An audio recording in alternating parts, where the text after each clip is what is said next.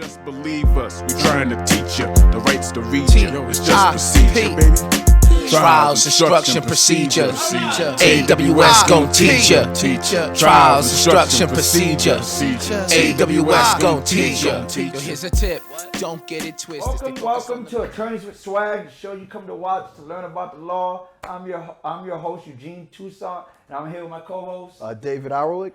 And we have two very special guests. Guests, please introduce yourself to the audience.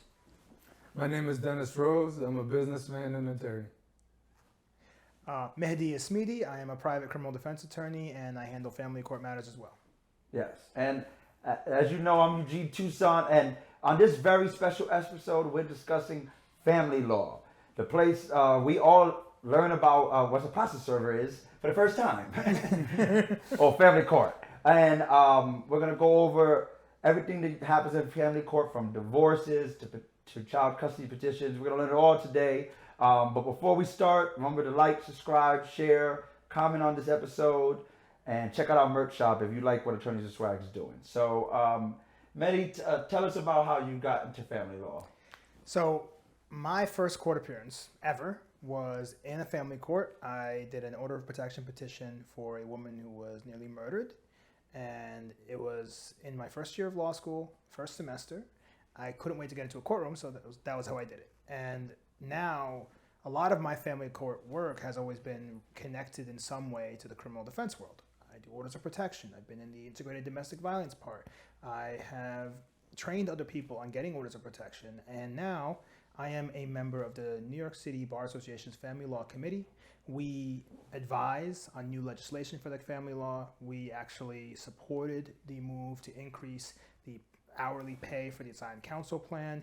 We recently worked in conjunction with the Judiciary Law Committee and interviewed candidates for appointment to the family law courts. And we have done a lot of co-trainings with different agencies and different judges who are bringing in new programs to the family court to make it better, more effective, and more functional. Yeah, so I landed on family court actually just by chance. The firm that I was working at, that's most of the cases they had. And it just all happened by chance. When I started out law school as well, I interned with a family court judge. I did the family law clinic at my school. And the cases that they had mostly, this was the in-house law firm at CUNY Law, which was designed to help folks on a sliding scale. So we take in consideration their income and give them a sliding scale rate. And mostly they had divorce and family law. So not the funnest of fields of law, but an important one. And so I kind of stuck with it selfishly in a way because it does pay the bills. That's what comes in most consistently. So I've been doing that basically, divorce and as all the tangent related issues, custody, child support, orders of protection, so on and so forth. So I feel like a good place to start is, what does family court, like what kind of cases do they cover? Everything except divorce as it relates to the family. Okay. If you have an intimate romantic relationship with someone or a blood relation, you are allowed to go to family court. Okay, and what does everything mean? It could mean so many different things, like custody, visitation, child support, spousal support, orders of protection, juvenile, if you get charged with abuse or neglect. There are juvenile proceedings in family court, and there's many other areas as well. Okay, and so how does a family court case start? Like, what is the process? Yes, so if it's started by an individual, meaning it's not like ACS or another agency starting a case, it always starts with a petition. And by the way, for the audience, all of these petitions are online. So if you were to search, family court custody petition and maybe put PDF or DOC at the end of the search, it will actually bring you to all the forms. Everything starts with a petition. I got a question. Yeah. When one of the things you said, I think, is a little bit more ambiguous. We can fix that up, right? A little bit more. Say it again. One of the things you said was a little more ambiguous than the Right. others. It was intimate relationship. Yeah. And giving my criminal background, that's something that qualifies for domestic violence cases, Yeah. which sends criminal matters to a certain part. The IDF is also part of that, which is the I think you mean the IDV. IDV. I'm dyslexic, so I switched it around. But so the significant intimate parts. If I have a kiss, if me and a girl kiss, right? Does that make us intimate relationship? Can then she go to family court and set a petition against me, or does it have to be more, or is it subject to just jurisdiction, or? Very, very interesting question, because it's a legal term of art, right? That is a legal question. So if you were in doubt, I would tell people to go ahead and file. I think it has to be a little more than just like maybe one date or you saw them one time, but certainly if someone is stalking you and you started off potentially as a romantic relationship, you might have grounds to do it. And the family court, it's fact dependent, because like I said, it's a question of law, but you could try to argue that as jurisdiction, but I would say it is probably not the highest standard. So if there's any sort of romance involved, maybe even a couple of dates, I think it could suffice. What if it's like one date but you have sex? Like what? Like I'm trying to figure out, is there? Then And I guess the answer is no. that'd probably be the. That would be, that's a probably harder be good sell enough. than just Yeah. like, and what if it's 10 dates but there's never been any like physical intimacy besides meeting up and courting somebody? I wonder why there was 10 dates. I mean, that's for them to figure out. Does that almost like a standing type situation? Does that part, whether it's intimate or not, get litigated a lot in family court? Yeah, I mean, I tried it once in a relationship. I said, Your Honor, this is more like a civil issue, like a harassment, maybe defamation. I had the respondent as a client, and so I tried to argue it, but the judges are very loath about relinquishing jurisdiction and power in these cases. They hold them very near to the court. So that one we settled it, we resolved it, but it didn't seem like my argument was actually going that far. Okay. And coincidentally, it's actually very interesting that nowadays some people think they can file a family offense petition if they've had sex maybe 5, 6, even 7 years prior and have had no contact. But there is now substantial case law, right? Good point. Right. So there's substantial case law now in the family court that says that that's not an intimate relationship. Yeah. It's not going It's to be over. enough. So there is a time factor that needs to be considered. So I'm not sure about the circumstances in your case, but if the time factor is a month, that's probably going to count for family court. If the time factor is a couple of years and there's been no contact, we have a different issue. Okay. So going back to the process, it starts a petition. I've been tangentially involved in some family court cases, and I know the hardest part is that you have to serve these peoples with this petition. Correct? Well, what's the process? You get your case number. Yeah. So you file the petition, and you can either do it in person at the petition window, or you can do it online via EDDS. It's called Electronics Document Delivery System. It is the family court's filing system. It's not as robust as the Supreme. You can't retrieve as much, but you can send it online. And then you are issued a summons, which will contain a file number and a docket number. And you take that, and you are supposed to serve it. They give you instructions, actually, on how you're supposed to serve it. If you want to keep it professional, spend $110 on a professional process server. It's worth it. Then there's no question if you got your cousin or a friend to do it. So if you want to do it professional, get somebody to do it. But yeah, you have to serve it personally. You can't do it on Sundays, and around holidays is questionable. But yeah, you must do, generally speaking, in-hand service.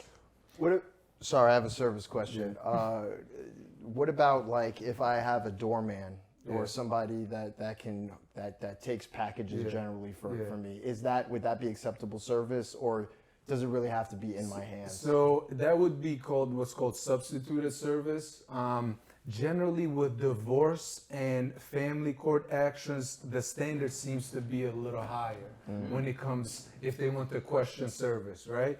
So I would ideally try to get it in hand, but there are other ways to get substituted service, such as like you drop it off with the mailman and then maybe you mail it, but the gold standard is in hand. In the hand. And it's like, this is like giving me back the heebie-jeebies of civil procedure law. Yeah. But it's like, like you theoretically can leave it on their door, right? Is there like a way you could do that? And then like, what I've always found weird about service is that they're gonna come to court and say, I wasn't put on notice of this case that I'm currently in the courtroom for. Right. And if I get you to agree, I'm gonna leave. You're gonna have to catch me if you can, basically. And you can't service somebody in court, correct? No, it's considered a little gotcha. Yeah. To do So that. because they don't want. I think my understanding, because I just starting to get into the family law world a little bit. They view it as like they don't want to discourage people to come to court. So if you know you can come to court and the other party is going to be there, like what are the extent? I don't know if this is bleeding into, but what are the extents of that? Like, what about the court? Like in some of these jurisdictions outside New York City, they have parking lots and shit like that. Yeah. Is that okay if I say that word? Yeah. Stuff like that. If you choose to accept this, we do. What are the, I guess, what are the limitations for? Is it on that court day? You know, or I don't know if this is a litigated issue or not. Like service for some, like you can't service somebody inside the courthouse, right? Because they don't want to discourage you. But or like you follow them home or something like that. And I mean, or does it have to be a separate interaction that's separate from going to court? I would say maybe not quite as they're coming in, but maybe after it's over. That I think could be fair game. Judges routinely will grant like a hearing though to determine whether service of proper, just basically upon the respondent saying I didn't receive it right or is it left with a child or whatever it is. Yeah. They'll say, you know what, let's get to the bottom because it is a jurisdictional question that could nullify everything. Yeah. And then you just have to resurface, right? It doesn't stop. It just means you have to restart. Correct. It doesn't prevent that person from being served. You already got the temporary order of protection, right? So, and that can actually be served by the sheriff. Yes. But yeah, all they would do it is just adjourn it, leave everything in place, and then say, come back and prove that you actually did proper service. So the nice thing about the sheriff's office is they don't charge you for the orders of protection from the family court, but you can also pay them $52, really low amount, to serve pretty much anything in family court: custody petition, visitation, child support. And the thing about it is the court trusts them, and they're allowed to serve through substituted means because they're an agency and they have an executive authority that allows them to access records and get things to you in different ways. Sometimes they serve via text message. No. So instead of hiring a process server for $120, you can use the sheriff's office for $55. Yeah. There have to Sounds be like a cheat code to me. big government coming in to snatch a little. But like, is there like requirements for having the sheriff do it? Does there have to be some sort of,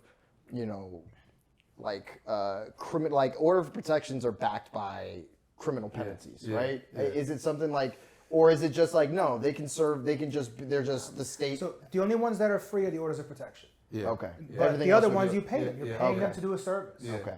And when they show up, it looks just a little stronger than like a regular. It's just weird the idea that law enforcement can act in a civil capacity. Like a brings off a little problematic. In New York City, the sheriffs often work on civil matters, housing court, small claims matters, right? Yeah. They serve the evictions, they serve the notice of eviction, right? There we go. And additionally, we know that the sheriffs are frequently used to do civil commitment orders and civil seizures of property or people. So these are constantly done. Yeah. Okay, so get a petition, assuming you served it correctly. What's next? So get the petition. Now actually you don't have to get it notarized because they changed the law. CPLR 2106, you can just affirm that and that it'll be filed. So you can do it like in the privacy of your own home, send it in. It's better to go in person, especially if you're seeking an order of protection because nothing replaces that, FaceTime. But you get the file number, you get it served, and now you prepare for the first appearance, which will be called return of service to make sure that service is proper, and then probably you get about a 30-minute window most of the time, so you probably use that time to argue your most pressing issues or whatever you need.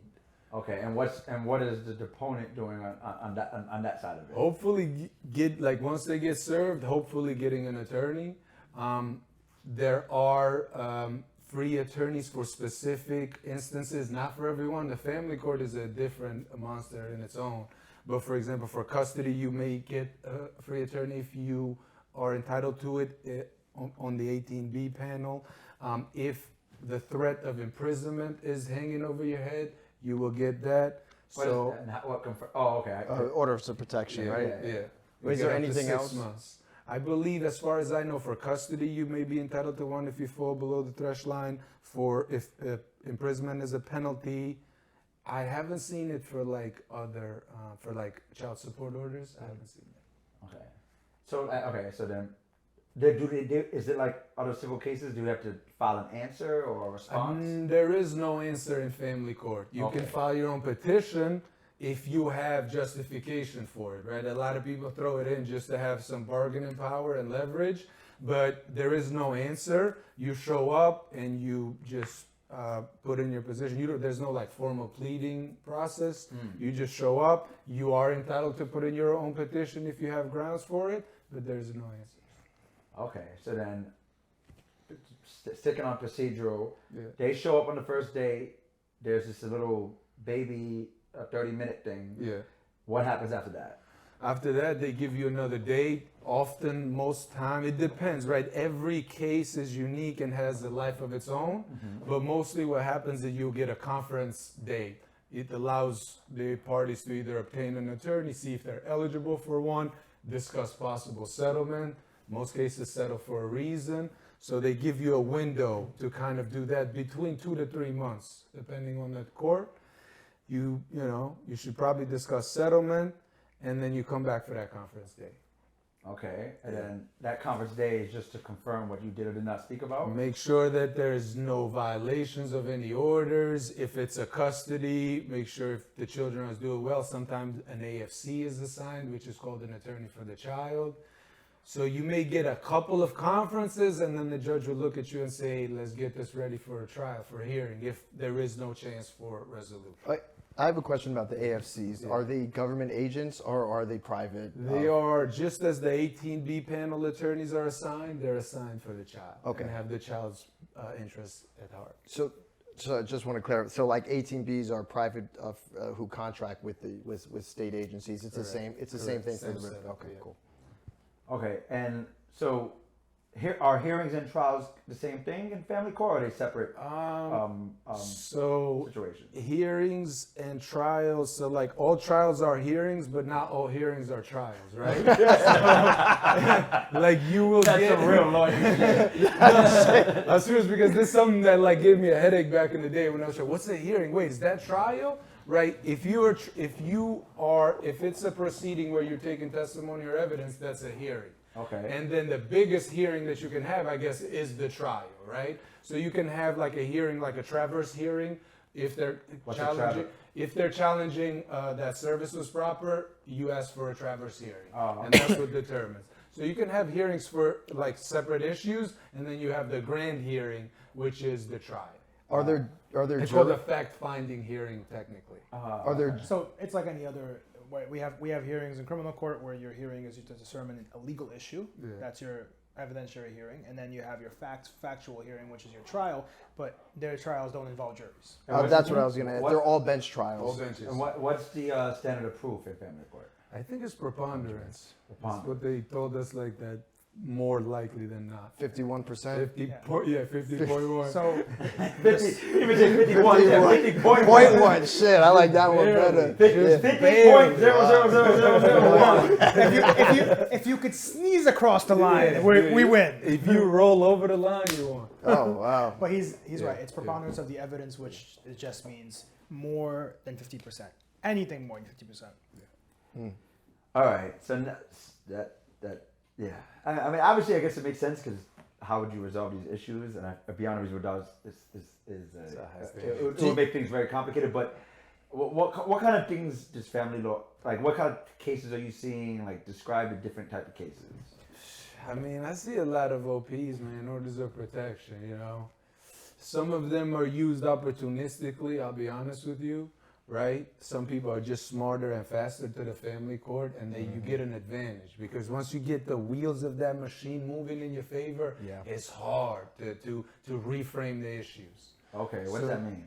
So like, so they'll go in, for example, let's say your relationship's breaking down, let's say you have a kid. So what they'll do is maybe they'll use a fight that just happened and they go in, and in family court that I've seen, ex parte communication is frowned upon everywhere, not in the family court. You go in the family court, you tell them your story, whatever, and then they have no obligation to call the respondent and say, you know, they're saying all these things about you. Would you like to, you know, give us some? Yeah. So they'll just take whatever. If you're credible to the judge, they will believe you. They'll issue an order of protection. They might issue like an order of protection in front of the child. Now you have to do supervised visits. So that's what I do. A lot of orders of protection. You know, custody is big when you break up. But that's what I see, either custody or OPs in most cases. Which way do genuinely, and without like giving the game away, I guess, or ostracizing himself, how do judges lean? Do they lean in favor of petitioners, or or is it give or take, but genuinely? I mean, like in the criminal world, I can easily answer that because they're mostly prosecutors. I would say, yeah, I feel like it's similar, man. It's a parallel universe. Yeah. Because they want to CYA themselves as well, right? Yeah. They want to make sure they're good. They don't want to end up on the New York Post, hey, this person came in asking for help. You only gave him a refrain from order. You didn't give him a stay away. The most reliable newspaper in New York City. Yeah. Salute to the Post. Salute to the Post. Salute. But yeah, they do rubber stamp those things very easily in a way that kind of shocked me when I walked in the family court. I thought, wait a minute, like, aren't we supposed to be a little more impartial? And it's because I tried to modify orders, man, it's really difficult. You can have damning evidence that say this never happened. Look at this text message of them admitting their lying about it. It's very hard to undo it. So. And the order of protection is always full, or they sometimes request limited orders? It depends. If your allegations are really light, or like the gentleman was saying, distant, they might give you a refrain from, which is literally not worth the paper printed on, but now there's a record of it. What is a refrain from? Refrain from means, so you get two types of orders of protection. This is a good technical knowledge for you. You get two orders of protections. One is the refrain from, which says refrain from committing any crimes or family offenses against this person, an obligation you already have by law. And then the one that really matters is the refrain, the stay away from. Yeah. Do not communicate, not through third parties, stay 100 yards, whatever it is. That's the one that connects. It's really a parallel world. I know it's the difference between a limited order of protection in the criminal world and a full order of protection. So in the criminal world, we have the orders are more. They're a bit wild, right? Because if you were to get a limited order, which to us would be a win, it's a win, right? You still get surrender all firearms. You still get, when you can access for your extra property, screening at the airport. Yeah. But a criminal it gets extra screening at the airport? Yeah. Because criminal court order protections have what? Yeah. They get registered with the state and the feds. So like they want to make sure you're not with that person. They're with that person, right? yeah. But the other thing is in family court, the orders of protection are much more. I'd say they can be much more nuanced, right? There's we talk about stay away orders, which are our full orders of protection. But in criminal court, a stay away order is not necessarily an exclusion, right? An exclusion means you can't go home, right? So sometimes it's like stay away from this person's place of business, right? Or stay away from this person when you. I've literally seen this language. Stay away from this person when you're drinking alcohol. Ooh. Yeah, So, and as a practice, as a criminal, we usually subject our whatever the criminal court order of protection is, whether it's limited or full, and there's a family element around it. We always make the record to subject this order of protection that's issued by criminal court to family court modifications for, I guess, that purpose. But they can only modify for two purposes: visitation and custody. They do not have the ability to modify the order of protection stay away provision. They Well- can only make it so that you can have an exception for the visitation and custody arrangement. Right, but like that could be done by having actual face-to-face meetings to hand off the children. Yeah, but only. But they can't live together. Only You can't- for you those can't allow- specific Can't live things. together. Right. Can't text her to be like, "Hey, what are you doing?" Well, You know? if it's big not head. related to, but can't the family court subject those communications limited to the handing off of children and stuff like? So there is kind of more that you can get from a family court modification than just there's a reason why we asked for it. You can basically just modify things that are related to the custody and the visitation of children in common. You can't remove the stay away provisions. That has to be done in criminal court. Right. Correct. Well said. All right. So, and I guess like, what is the process of like, let's say someone starting from scratch, you can get family court to issue an order of protection. What is under what premise? Like what are you arguing? How do you do it? Under the premise that that person, the respondent, has committed a family offense against you, which is a list of crimes such as harassment, assault, strangulation, all of those things. If you can prove the elements of any one of those, you are entitled to ask for an OP. When you say proof, you mean preponderance of evidence proof, not the same criminal requirements for. Correct. Probable cause? And So I would imagine even lower than preponderance of evidence. Probable right? cause. So here's the thing that he's saying. He's considering what happens to finalize an order. What the ex parte order that's issued before somebody responds to the service of the order of protection is actually issued on reasonable cause. So it's like you're providing a reasonable basis to believe a family offense petition was committed by making an allegation and making a sworn statement in front of the court. So then So nobody's penalty of there. perjury is enough for it to be reasonable. If you're willing to write a statement and subject yourself to perjury, then Just that's enough. just like the It's a- complaints that have 10 245 on complaint it. is- it's a very low standard, man. They rubber stamp those things easily. But you can get them for just about anything. I'm currently dealing with one. Somebody got it because her ex-husband allegedly yelled at her. Oh. And I guess is it based on what they want, or does the judge determine what it's limited for? Based on the threat of violence or the probability or threat, like what are we like? the Just imminence, threats issued, the or? imminence, Okay. and the possibility of it. Okay. It also depends, right? Like somebody can go in and say, I'm so scared. This person keeps threatening via text message. I think they're going to hurt me. And you want a full stay away order, and you apply for it. The judge might say, I don't see immediacy of harm here. Yeah, So they give you a refrain from. yeah. And the refrain from is basically the court telling them to refrain from criminal behavior, which is Well, it's not just criminal behavior because family offenses are not all crimes. Some family offenses are something ridiculous, like demeaning language. Yeah. God damn. The standards on the floor. Think about that. If you're I went to the disrespectful to your wife consistently, I could never, family I could never offense. talk to her again.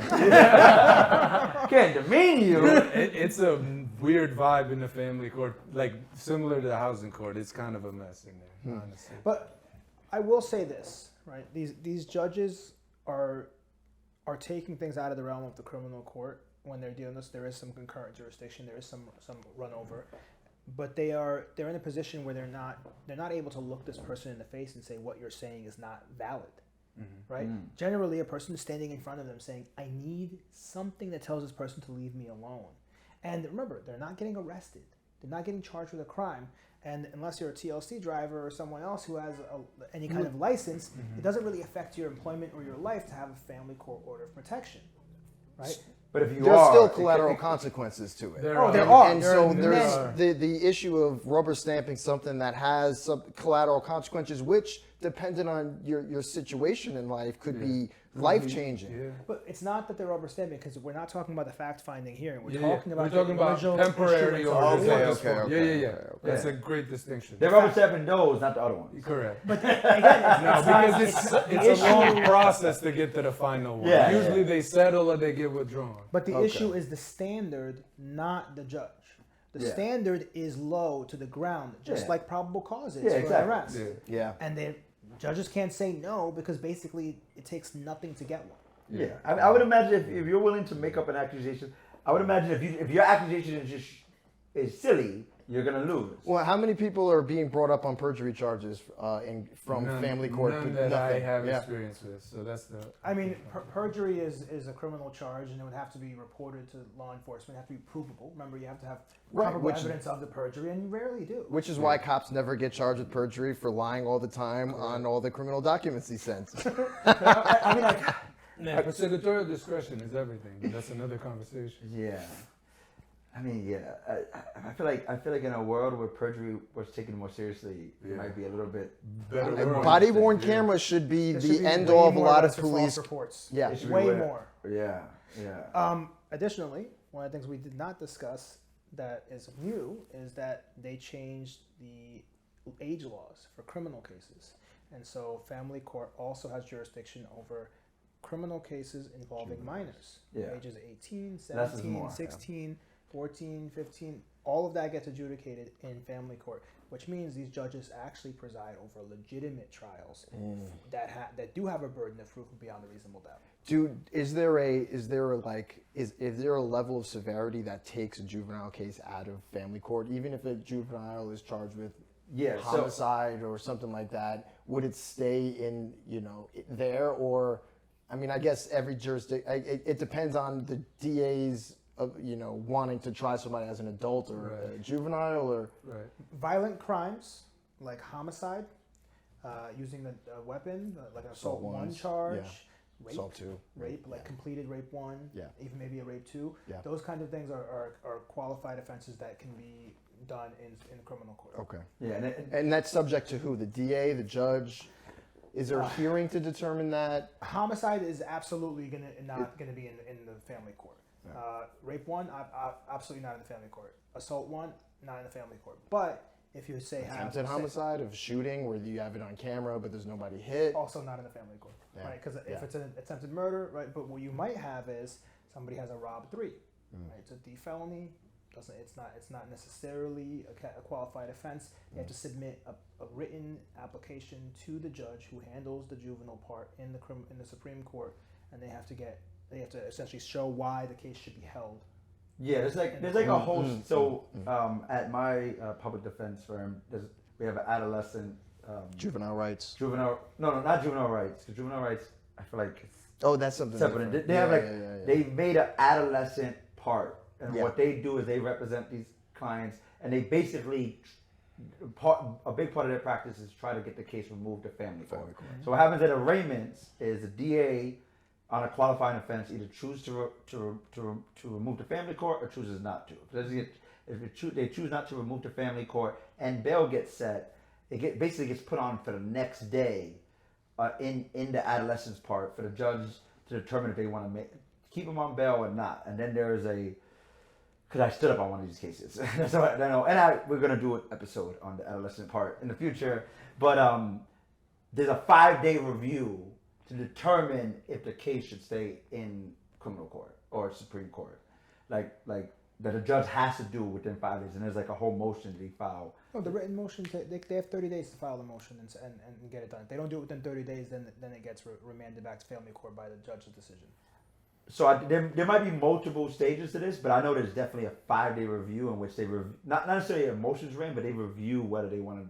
And like there's a whole standard, I believe, like, so I'm butchering it, but like there's like, if depending on the nature of the crime, it might be automatically removable, and then it gets argued that, hey, because of this reason we've looked into it, Yeah. it has to get removed, and that Exactly. happens at 5 days, and I think it happens again at 30 days. Yeah, you're thinking of the standard for violent offenses. They have to show within 5 days at a hearing, which is called a retention hearing, that they're going to keep the violent felony in the criminal court supreme term for juveniles, not let it go to family court. Exactly. But the ones that are non-qualifying offenses or not mandatory qualified offenses, those are the ones where we have 30 days to submit in writing your reason for keeping the case in the Supreme Court. Okay. All right, so back to family court, so order protection seems like it's taking a lot of time. What are the other standard petitions? Seems like not petitions. Child custody seems like a big one. Yeah, custody is more like, unless there's a question about paternity, custody is just you got to hear it out and see if they cannot settle it. best interest of the child, who gets custody, right?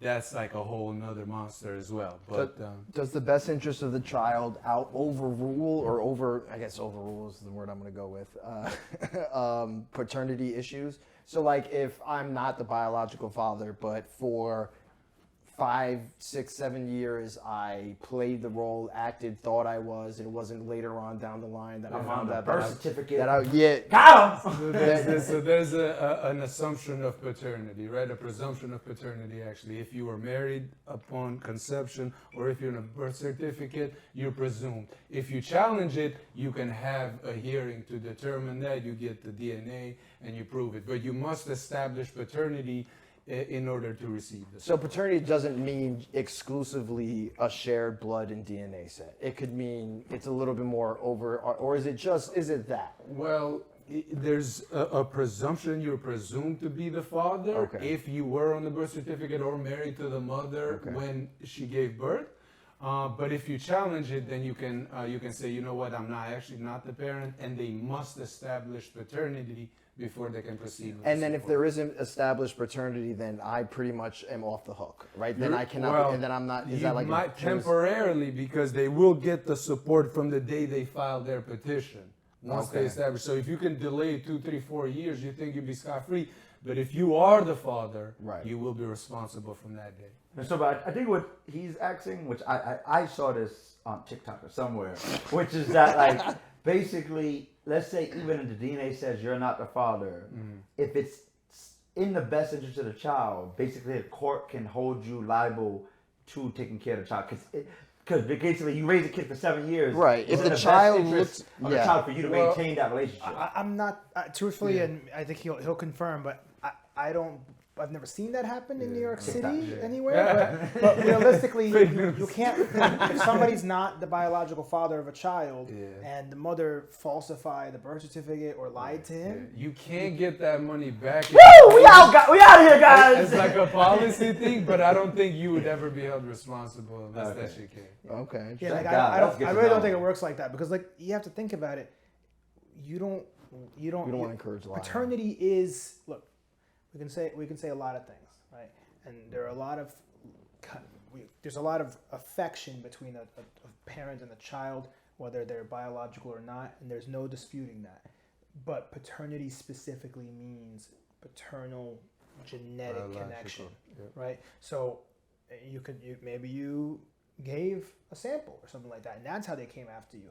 Who knows? But the truth is always going to be that paternity refers to actually making the babies in some way. If you didn't make the baby, it's a defense to whether or not you should, 1, be forced to have custody, and 2, pay child support. So let me throw a little, because I'm thinking of a way to complex this. All right. Complex is good enough. No, let me throw a little fucking wrench in this. What if I have what if I'm unable to have a kid and we use a sperm donor? How does that affect the person?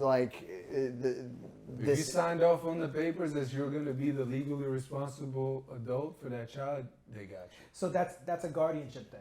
When you have a child through a surrogate or through a sperm donor, you give birth to the child's going to have a name. There's a birth certificate. Well, not yet, but you're going to take guardianship. You know what I mean? Like there is a document out there that says you're responsible for the child. Otherwise, the world's not just going to let you, make a baby and be like, oh no, I changed my mind. Well, even though you were the one that physically made the baby because you're capable of it. Not cute enough. Not what I thought.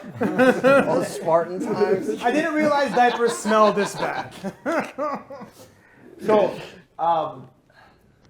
it seems like a lot of the chunk of these family court cases are in this mediation period, right? So like, what are these conversations like? Like on a custody case, like what? Like, well, I asked a good question, baby. I do my research. I have a feeling his perspective is going to be very different from mine. Yeah, it depends on what kind of case it is. If it's child support, New York does have a guidelines formula that they use. Okay. You pay 17% of your yearly income minus a slight couple deductions for FICA and New York City taxes. 70% for one child, 25 for 2, 29 for 3, and so on.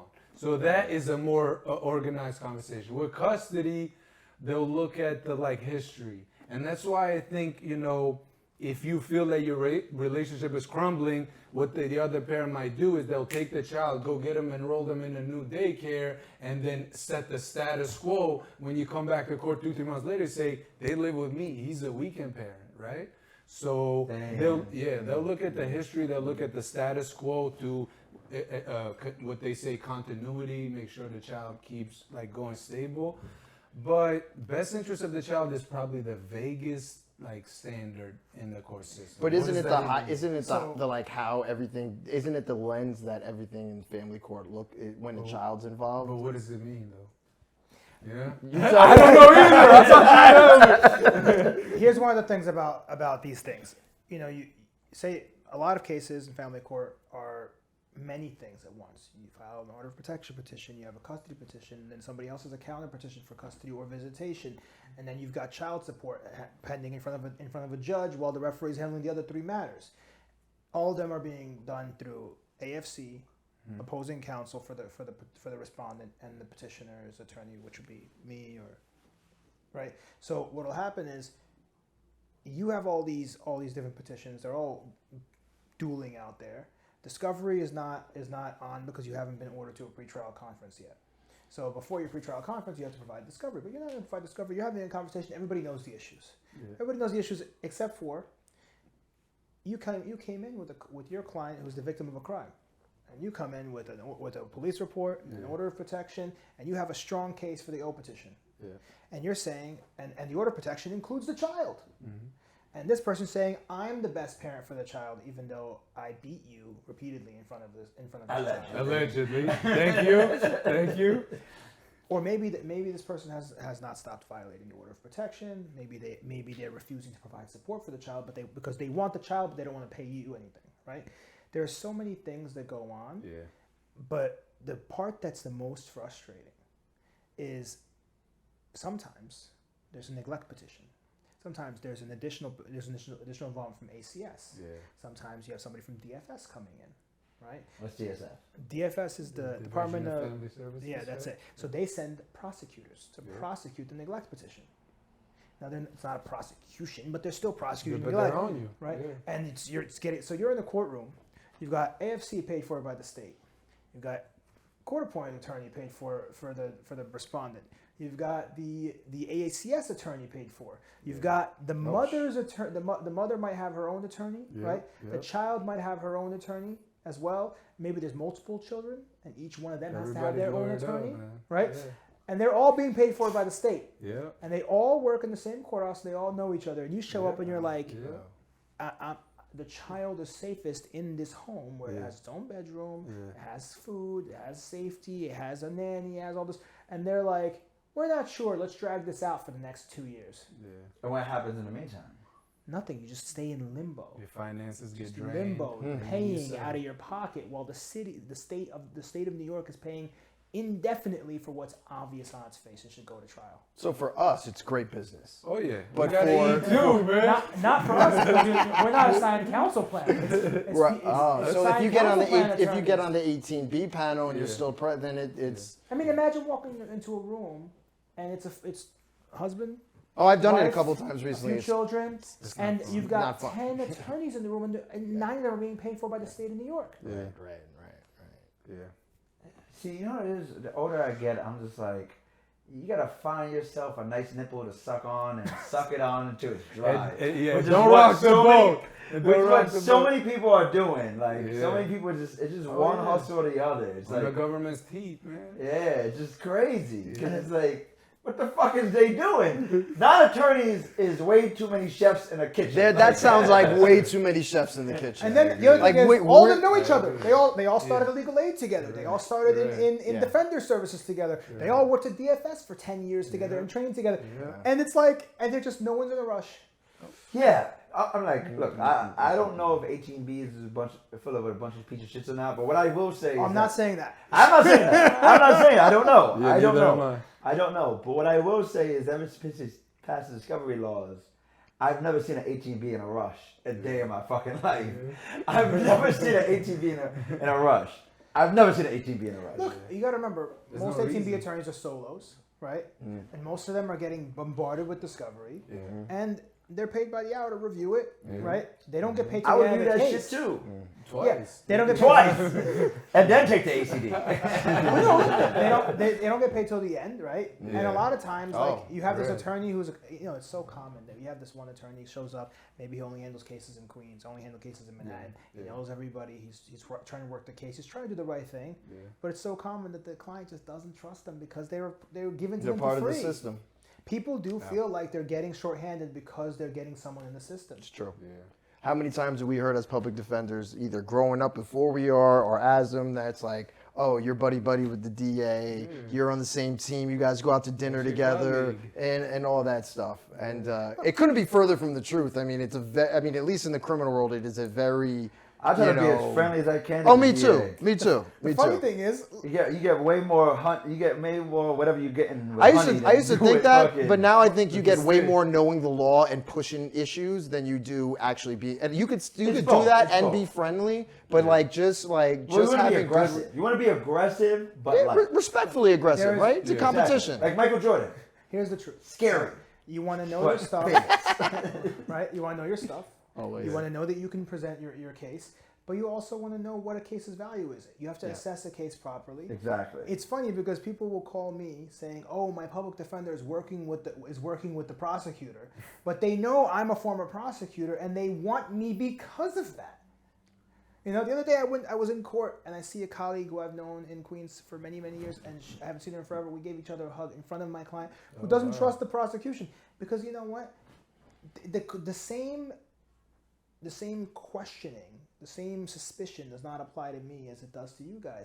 Which is crazy because, I think coming solely from a defense view of everything, I'm never going to look at this like a cop is. No disrespect. I mean, or law enforcement, right? I'm never. I just don't have that ability. The other side of that is I have now in the private world. I have clients who are represented by private or 18B who were former prosecutors, and like these people that I speak to are like, well, I feel like they're not ready to like fight for me, and they're telling me, oh, this looks bad, and this, and this. When presented with the same facts, I'm like, no, we can actually push this, we can do this, and so it's both things are true at the same time, right? We talked a little bit in our episode that we did together about former DAs or DAs, the myths that certain people, lay people, I hate that term, but laymen, Basics. not educated upper echelon people like ourselves. Basics. No, Not legally inclined. but like there were these assumptions that people have in these systems that are just a lot of the times not true. We talked about it like prosecutors being the victim's attorney. They're not, right? Or like, and so like these type of myths are rampant for one reason or another. But it's interesting. And I feel like we still didn't answer the question. So what is these conversations like? Talk about the facts, the good and the bad, right? Okay. You say, hey, you're saying he showed up to the house. What is your evidence? If they have a picture of him in the, down the street and it's order of protection, then you say, all right, what if we consent to an OP without finding of wrongdoing? We just say you can have it. Even that's not great, but it's better than an actual finding of wrongdoing. So you just weigh the evidence and you try to say, listen, what can we do? And So for me, it's that's a very I think positive view. Yeah. Which because what I encounter a lot is attorneys who live in fiction. Yeah. Right. Okay. And so, for example, like I'm like I have evidence for you. Do you want to see it? And he's like, no, I don't want to. Or I have evidence that their client that's great. claimed that the attorney advised them wrongly, by the way, and unethically about something, and I have the evidence of it. And the person goes, "Oh, I would never." I go, "Are you sure?" Because I have the text message where he says that's exactly what happened, right? Or, and here's the big one: I've had cases where I've been handling the case on the criminal side for a long time. Now we're in custody court, and the lawyer's looking at me like I'm the evil guy who's been representing this guy who has no criminal record and has never been and has been found not guilty, has been found to be innocent of so many charges, and I'm the bad guy because I'm standing in front of the court going, she keeps lying. Why Believe all women. It's a lot of grandstanding, man. It's a lot early. But the thing again is, these people a lot of times they're 18B or they're just in one court. That's all they do. They just sit there collecting all day long on the assigned counsel plan, and they're like sitting in the hallway, and they're sitting around, and they come in, and I come in, I'm bringing facts, but we don't, sometimes your clients are like, look, yes, we have a good case, but I just want my child. I just want to be able to get my order of protection. I don't want to have to delay this any further. Yeah. Right? I feel like most clients, especially my clients, are pragmatists. Yeah. Like they would like to get the quickest solution. A lot of times. Like that's best for them. And it sounds like what you're saying is that there's the family court, which I didn't know this, is kind of the cases are being dragged through interests that shouldn't necessarily be in the equation. You get some of these private attorneys to hop onto these cases, and they're on the other side, and they're like, look, first thing I ask my client is daddy a good dad? Then why are you trying to keep him away from his daughter? Let's work this out. Stipulation done in 1 hour. Done, filed, everything done on a virtual hearing. That's a great experience. And you get somebody who hasn't been paid yet sometimes, especially on these family court cases, and you can't even get them to pick up the damn phone until they milk a little more money out of their client. There's a child disgusting. struggling to know where they're going to be. I won't lie. That's why I'm just. I've always heard there are two destructions of the family, specifically the black family. The criminal justice system and then the family law system, right? Like it is tearing apart people from their families at the same time. And don't forget the child support system. Yeah. The child support Got system there, baby. is so corrupt. Yeah. Okay. Why? Explain it. So you want to explain how you get your arrears? Yeah, I mean by canceling any licenses that you may have. If you're a driver, if you owe $10,000 or more in arrears, New York State would automatically go for any license you may have. They can intercept your tax refund. They can freeze your bank account. And the craziest thing of it all is that they can have incorrect information or stale information, and they will still, once they get you in that machine, whether it's criminal or family, man, it's going to be hard to escape. Yeah, I know of a situation in which a person got custody and they were still taking child support for the child. And like the system of going, hey, this child is with me, like it was a petition and kind of like, it was a process within itself just to convince, a whole lawsuit to convince them like, hey, this child said fuck, I don't want to say the child said fuck her, but the child was like, I'm changing teams, I'm transferring, I'm a free agent, I'm going to daddy's house. Taking my talents to South Beach. Yeah. But think about that, like, there's an AFC. Shouldn't it be as simple as contacting the AFC and being like, hey, please, I'd like you to re-interview my daughter.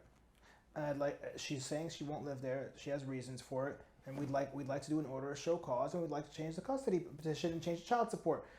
And then the AFC gets involved because they are the ones supposed to advocate for the child. Yeah. And then after they agree with you based upon whatever is conducted, you go to court in front of the same judge who knows the facts. Very important. Yeah. If you get a bad AFC, once they go with one parent, the court kind of flows that way too. Really? And describe what the AFC is again? Attorney for the child. Ah, okay. But if you get a bad AFC, your case is screwed. Really? It's over. It will drag. It will be a nightmare. We've had, especially with like minors, like who are like really immature, maybe have trouble communicating. Yeah. What does a bad AFC mean? Like what? Busy one who doesn't have any time. Doesn't respond. Won't interview the child. Won't take any reports of neglect or abuse seriously. Yeah. We had one recently. We reported an incident where there was drugs and there was violence and there were issues happening, and basically visits couldn't continue. It's been 3 weeks. Still hasn't spoken to the person who reported it. And are there no pressures that can be applied? There's no speedy clock trial, right? There's nothing that's ensuring that the system moves in an efficient manner so these things can be resolved. Well, you're an attorney. If an attorney on some side working for the city, 18B, co-defendants counsel, whatever, isn't doing their job, who are you going to report him to? Yeah, the bar. Yeah. Hey, you're not good. We don't Right, exactly. Nobody. We don't do that. We don't have time for that. That's snitching. That's snitching. Yeah. No snitching in this house. Snitching over here. That's what it is. Remember, the hard thing is, it's like we talked about this before, but you don't get to choose your attorney when they get assigned to you. Yeah. And sometimes you find your attorney, especially, and I feel like, I had a colleague who interned for a family court judge, and he told me this thing. He goes, honestly, when you take this job, you start to realize that half these guys don't know what they're doing. Yeah, I think every element of law is what I'm starting to figure out. There's a strong, healthy majority of people that are just there making money and really don't know what they're doing or aren't advocating properly and haven't thought these things out, haven't put the time in and the effort. And I mean, I'm telling you, a big part of creating Attorneys This Way was just being a public defender, and like you said, like we're not gonna whatever it's a cult, like maybe it's like where the cops have the blue line, lawyers have their own line, where it's like we're not gonna report fucking. we're not a gang, though. You know what I mean? We're not gonna report malpractice that we just see in the courtrooms. Well, that's the thing. Most of the time, you don't have tell evidence of malpractice. clients You just go have do something it you yourself. disagree with. Yeah, you yeah. know? Exactly. Yeah. That's what I'm saying. Like, we're not gonna make our reputation. We're not gonna connect ourselves to that very complicated process. Yeah. And two, like you said, it's happening spare the moment. But the amount of times I see wild shit. Wild shit. We Wild. saw it in court together the other day. Wild shit. Oh my God. Wild Do shit. you remember that? Oh my God, that shit was Wild. fucking crazy. We were in court together the other day, and there was another public defender sitting in between us, and this person, newly assigned to a case, signed counsel plan, Private gets or- on the case, 18B. 18B. First time appearing on the case. Yeah. He gets up there, the case is on for that day. The prosecution is not ready, and the client can be out. Right? It's on for 180, right? It's on for 180. No. He waives it? No. It gets worse. It's on for 180. It's on for 180. Release. 180 release. Yeah. This guy got the case. You want to explain what 188 release is? So 180 release is the date that if you have a felony, for them to keep you incarcerated if bail is set, they would have to provide an indictment to the court. If you're not Well, indicted, not an you have to indictment, be just released. evidence of at least one felony crime that's been presented to the grand jury and voted and Yeah. found to be valid. Yeah, indictment on that charge, right? Well, It doesn't we don't have to have a indictment, finding just yet has to be that they have positive grand jury presented. action. Indictment is when you're done with everything and you write it up and you get it signed by the foreman. Okay. Come on, I'm bugging. On the 180 date, don't they have to have the indictment? No, they just have to have proof of positive grand jury action. Okay, so that they've already presented the case to Any the grand jury felony and they're doesn't even have to be a deliberating. top felony on any felony. And at what point do they have to? How long can they hold them without the indictment? They can only hold them as long as that panel exists or until they've indicted. Indicted or not, if they At a haven't certain indicted, point, they're then going to have boom. to. They can't because they can't withdraw the case from the grand jury panel. And the grand jury panel is usually only there for 30 days, so they're going to have to get it done before the end of the grand jury panel. So effectively, at this date and time, the client was about to be released. The client was ready to go. Yeah. Attorney's first time on, and the attorney says, and I couldn't believe it when I heard this. I swear to God, it was crazy. In fairness to the prosecution, Objection! I will waive until What? next week. What? He said his client's sitting there in handcuffs. In handcuffs and shackles. And you could tell that this guy had some sort of developmental issue. He didn't react. Like he clearly did not understand that he had just been, his attorney just agreed To incarcerate him. for the benefit of the prosecution. Which That's why people That's feel crazy. they're on the same team. Yeah, No, I mean, look, This is Like, not bad legal aid. apple spoils It's not- the bunch. It's not defenders. This is a plain- assigned counsel look, plan. we had this That's conversation, crazy. right? Like That's playing crazy. devil's advocate. That's crazy. And giving the guy That's crazy. every benefit of the doubt. Maybe it's a really bad case. No. No, I know. So look, I'm still manning the argument. I'm not saying. I was baffled when I was hearing this shit. We were But, really like, upset. Somebody should have yelled objection. I was like, I've never heard. look, you waive for a lot of reasons. We can probably do a whole episode. There are strategic ways to play the game, and that's why we can never say there's malpractice or not, because we don't have all the facts. There are things at play that we may not know about, so nobody wants to Sunday morning. But I've never heard on the record someone say, I am doing this because it's either fair or not fair for the prosecution. And I guarantee you he was a former prosecutor. Insane. But the thing that bothered me was that the judge asked him, do you want to second call this so you can speak to the prosecution? And he said, no. Yeah. He made the waiver he got the file, entered his notice of appearance, spoke to nobody, and waived the. Is that really? Because I know that he actually got entered in that moment, and that's crazy. Because I didn't see those. So he was assigned the case 4 days prior, and a different attorney made the appearance, and that attorney was actually in the courtroom.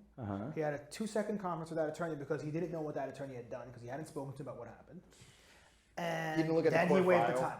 You didn't look at the Yeah, bro. That's I won't lie. That was one of the. But going back to what I was saying is practicing as a public defender is like a wild thing about once you are admitted to the bar is you're done. Bar is not that high.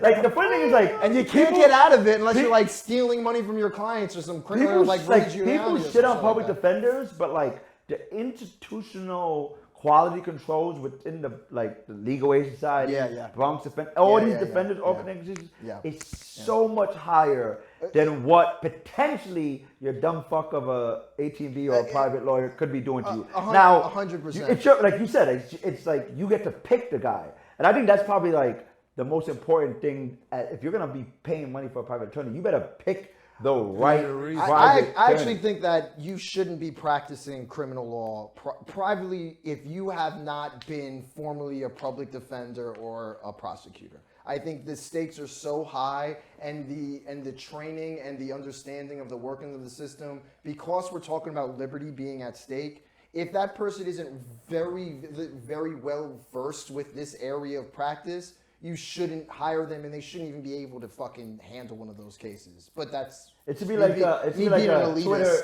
verification. Have you actually done this job? Yes or no? You have to understand, getting a public defender in one of the 5 boroughs, which is some of the most prestigious people from incredible institutions, all like CUNY School of Law, which I'm an alum as well. Salute. And it really is. You really do get the cream of the crop. Like my first class at legal aid, there were 14 attorneys, and like that, and 7 of us were straight from law school, right? I mean, like it is. Whereas if you go to say name a town in fucking wherever upstate New York, and you're gonna get it's a different level. New York? Yeah, sounds like upstate that's New York. Rensselaer County. All right. We're gonna come back in, but I'm gonna use a segment, a very special segment, to get us back in there. So, all right, on this family court episode, we have a very, very special. This is what they call Adventures of Gene and Ev's story for the family court professionals. So on this very personal story for Gene, a hypothetical person, we're going to talk about the young adventures of a young 3-year-old Gene in family court. So Gene was actually won by his father, Gene, in family court at a trial. Wow. Right? And I'm bringing this up because actually, as a philosopher myself, I actually don't think this was fairly. I mean, it wasn't fairly decided, but to me it seems kind of complicated. But the circumstances was an issue in this family court case was the mother's zealous love of religion and church, and maybe neglecting their child by wanting to go to church. And what ended up becoming like the deciding question of this family court case was this Gene's mother was put on the stand, and this is all through hypothetical hearsay, right? Because Gene was 3 years old at the time. Hypothetical hearsay. That's a label for So what Gene was told is that Gene's mother was asked, "What is more important to you, God or your children?" Oh shit. And Gene's mother, being a born again Christian in the 90s, that's real religion. It's not like just atheist 2024 people we are now. Said God, emphatically. Wrong answer. God. The judge said, "We're gonna take a little remission. Like everyone, talk to the attorneys. We're gonna take a second. Everyone, think about why we're here." I don't know what was said. I'm throwing a little exaggeration on it. And then Gene's mother was put back on the stand and asked the question again, and Aaron said, "Again, what's more important, your children or religion or God?" And she chose God. Which, I mean, if you're really religious, it seems kind of... It makes me think of I gotta tell you, that's actually the answer that every religious person has to give. I would imagine, right? Nothing of every theology, right? Yeah. Every theistic religion I would imagine. says I'm pretty sure God Abraham- first, then family. I'm pretty sure Even Abraham was asked the same question, right? Yeah, Even had to kill him. literally that's the whole story of Abraham, right? This is why I'm a Satanist. Right? It's supposed to be. I'm becoming one now. But it's even God and country, right? It's always God first, right? Under God, right? What are they punishing her for? Right? That's We should take that up to the Supreme Court. It really That is worth an appeal. It's actually reminiscent of Should have been Article 78 appeal. It's actually reminiscent of Christian scientists and neglect of a child because you won't take them to get antibiotics for a sickness, but you pray it, and then it becomes First Amendment religious what versus the best interest of the child, and how is this square circled? But that's also not the evidence that's in this hypothetical. No, I'm just saying it reminds you've gone somewhere I've shifted else. made it a little more complicated. You went to the worst possible version of this, whereas this is the normal version of life where people just tend to acknowledge that God comes first. Yeah. So, jeez, I couldn't concept. Maybe I didn't because I didn't grow up in a I didn't grow up in a religious background. My mom is Catholic and religious, but my father is an atheist. So I didn't grow up. My parents gave me a choice when I was little. They said, "This is what I believe in. This is what we did, but it's your choice." And I never signed up. My sister, 3.5 years younger than me, my little sister, always will be. She got her confirmation, all the Catholic notches on her belt. Well, the judge made the decision for Gene. Because after Gene's mother doubled down, 10-minute recess, full custody for the father. Oh, wow. That's an easy one, bro. And I guess what I'm posing, and which you guys kind of started, I just wanted to finish my goddamn story. Yeah, sorry. I'm just joking. He was having a spiral of traumas. I was like, New hype. You guys kind of got into it. I kind of get best interest of the child, I guess, but it does seem kind of like a conflict of whichever of these amendments that say religion and First Amendment. Only God. First Amendment. I thought First Amendment was freedom of speech. First Amendment, freedom of religion, speech, freedom religion, of and the press. press. Yeah. Oh damn. And the right to assemble. Turns to sweat. Which encompasses But all no, of it. here's the thing about that bothers me. It doesn't. The question on cross-examination should have been, you said that God comes before anything else. Okay. What does that mean to you? Yeah. What does God teach you? Well, and the that's next a step, direct examination or recross. Yeah, but on cross, the question should have been, what does that mean to you? Because the answer is probably going to be something along the lines of, you have to take care of your family, you have to be a good person, you can't steal, you can't cause harm, you can't, all the things that you would want in a home for a child. And then cross of that would be, what about Abraham? And if God told you to kill your child, would you listen to that? And we know that answer. That's redirect. And the easy answer to that question is, I'm not a prophet. right? Like that's what every single person. That's should what every respond. prophet before they're actually prophesized has to go through. I mean, Yo, there are whole You're different. God. Like, tell me in, baby. I'm ready. I'm ready to go, baby. God Be the father of my life. But yeah, it seems for Gene, it seems more complicated than it sounds at first. Because I would think I guess if you are truly a born again Christian, which back in the day that was a big thing. That was the OGs of Christianity. I would imagine that's almost like a trick question, I guess. Yeah, because a good question. The question implies that being religious would prevent you from being a good parent, which is nonsensical. Because most people who are very religious tend to be really good parents. Literally, we society is built on we walk into courtrooms. It's like undergrad. Now to clarify, we live in a. I believe for Gene, what was a part of the entire trial or finding of fact for this family court case was potentially this emphaticness nature with religion affecting the child raising, potentially going to church and leaving the children in the house unattended. Or going to church instead of school. So the mother in this scenario doesn't take the children with her to church? Yes, yeah. So she just leaves them home? Hypothetically. Oh, well, yeah, I could understand how that could be harmful. Well, I think the question, she took a stand for a reason, I think.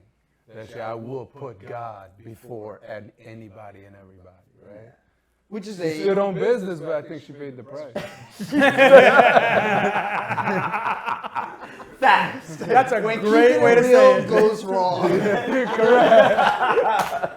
Hypothetical mother, you kept it real. We salute you for that. We salute you for Stood your on realness. business, for real. Stood on business. Okay. All right. So let as a segue, because I'm good at these segues. I'm getting better. But all right. Conversations go south. Yeah. Take us to hearings. Take us to trials. What are the common hearing issues about? And then how do these trials work out? Yeah, so as far as trial is about forget what happened, is what you can prove, right?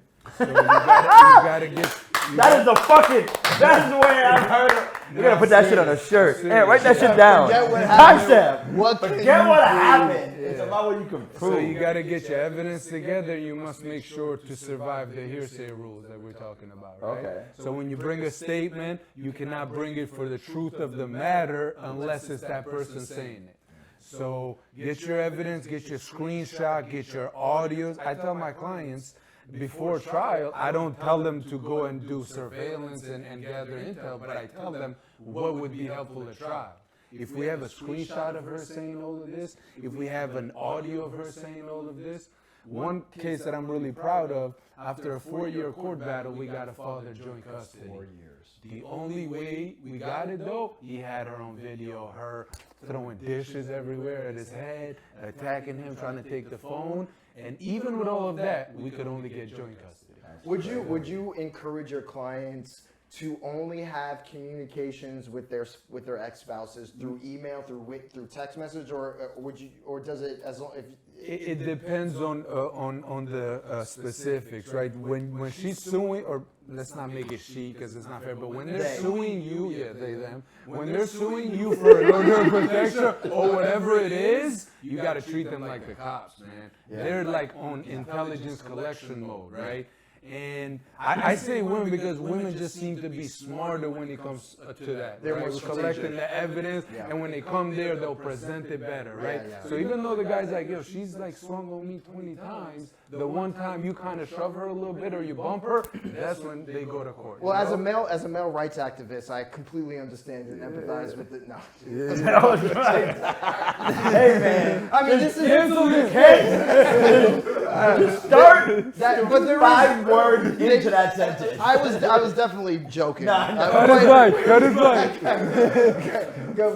But it does open this interesting, like there is a presumption of I guess wrongdoing for that the male party has to kind of guys just don't seek government intervention as much. They try to real work it out, even when they get Exactly. Even when they are the victims of whatever, they kind of try to like, that's the mother of my children. I'm not gonna get mixed up. Whereas women, that's how they kind of respond. Right? Men sacrifice, right? Like the traditional roles, a man must sacrifice. You sacrifice time, you sacrifice work, you sacrifice your body for your family, whatever it is, right? Correct. And so if your wife is having a bad day, given that your wife has the children and makes life, you give her grace, right? That's how we were all raised, right?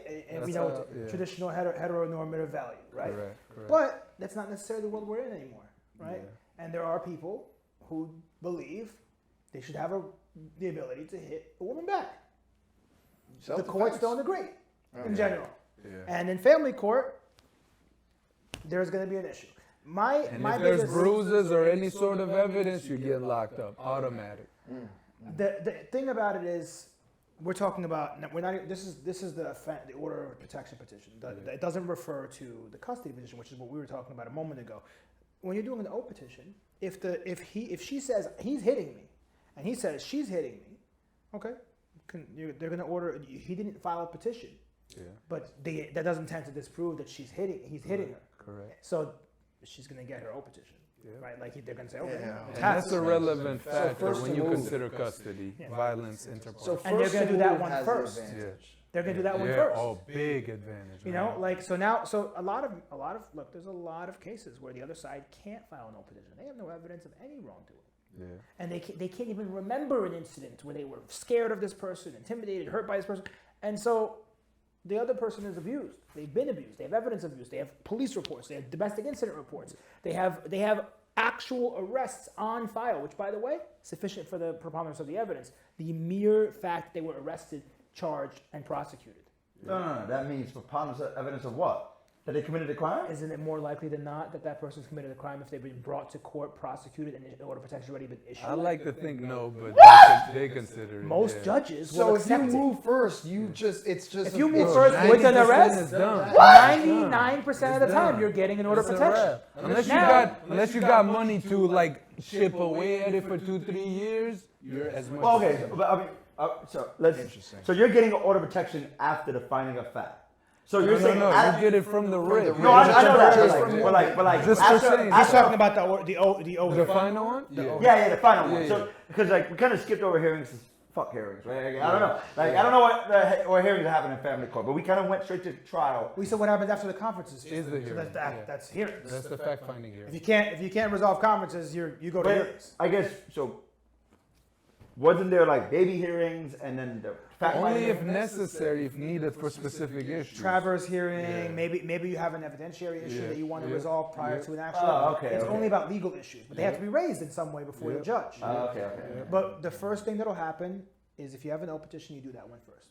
You deal with that issue. Okay. Now, if you get an O petition ordered, and it's for you and the child, it's going to make that custody hearing go a lot smoother, isn't it?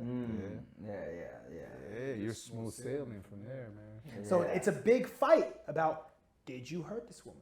Did you follow her? Did you threaten her? Did you violate this order of protection that we issued and the ones issued by the criminal So court? you give up custody and then they agree to withdraw the petition. So as being a public defender, right, and seeing the belligerent abuses of order of protections, I have a standing policy in my household that if I get arrested, right, because I'm allegedly doing something I did not do, which, let's say, for example, we're arguing about some bullshit, cops come, and, you know, like, somehow, like, they arrest someone even though nothing really happened because a lot of the time. neighbors say some shit happened. Yeah. Or Under they that showed up. circumstances, if I get arrested for something I did not do, you will never see me again. Our relationship. I have that same rule. That's the Our only relationship standard. is over. Yeah. I am gone. You will never see me. Catch me if you fucking can. Yeah, I am out of here. My If you have any wife is pride, ride or you die, gotta go. and I would never look. There's not even a question. My wife has literally no fear of me whatsoever. I am the most harmless person. My wife. Oh yeah, But that's what makes it worse. But the funny part is, she's like so ride or die that if the police came to get me for something, You found a she'd good be one, like, man. hell no. She'd get arrested trying to stop them. All my family members would Like, be the same. there's just my children would be standing If in they line call the like, whoa, police whoa, whoa, on whoa. you, it's the worst thing that they can do to you because a lot of people, they can't hurt you, mess you up, so they call the police when they really want to get you. Yeah. And There's no coming back from that. Man. Scary shit. But this is the thing that I always tell my clients too when they come and I go, look, the people you let into your life can affect your life in ways you never foresaw. For the rest of your life, sometimes. Yeah, big ways. Yeah. So, you know, you got to be, the arrest by itself can ruin some people. You Yeah. can lose a job. Yeah. You could lose a license. Reputation You could lose a destruction. home. So for OP, a arrest could be punishable evidence to win the trial for the. I mean, you don't even need an I mean, arrest for an OP. for example, family say court. you have a case Accusations.